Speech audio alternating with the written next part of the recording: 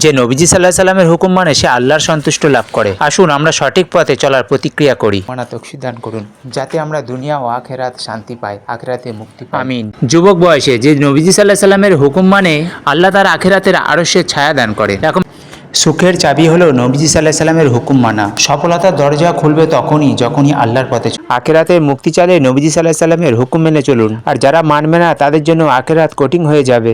নবীজি সাল্লাহ সাল্লামের হুকুম মেনে চললে জীবন বদলে যাবে। তাওহীদ, নামাজ, রোজা, জাকাত, হজ এটাই সফলতার পথ। উম্মতের জন্য দাওয়াত আছে, আসুন আমরা সবাই মিলে নবীজি সাল্লাহ সাল্লামের হুকুম মানি, তবে উম্মত আবার জেগে উঠবে আলোর পথে।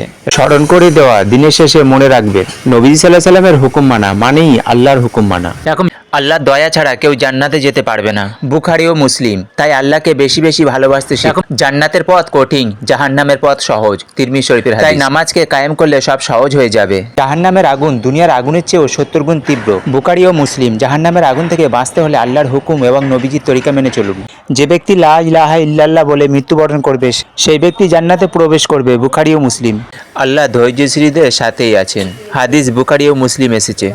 সবচেয়ে প্রিয় আমল হলো যা নিয়মিত করা, যদিও তাও অল্প। বুখারী ও মুসলিম। যে আল্লাহর কাছে ক্ষমা প্রার্থনা করে আল্লাহ তাকে ক্ষমা করেন। বুখারী ও মুসলিম।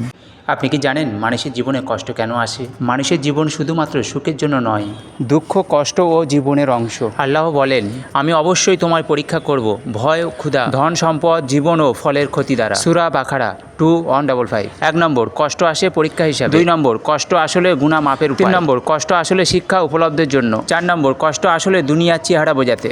5 নম্বর, কষ্ট আসলে নিজের কাজের ফল। কষ্ট অভিশাপ ভাববেন না, এটি কখনো পরীক্ষা, কখনো গুনাহ মাপ, আবার কখনো শিক্ষা। ধৈর্য ও ঈমানের সাথে কষ্ট সহ্য করলে আল্লাহ এর উত্তম প্রতিদান দেন। সবর করো, আল্লাহ সব দেখছেন। এরকম ইসলামিক ভিডিও পেতে হলে চ্যানেলটাকে সাবস্ক্রাইব করুন।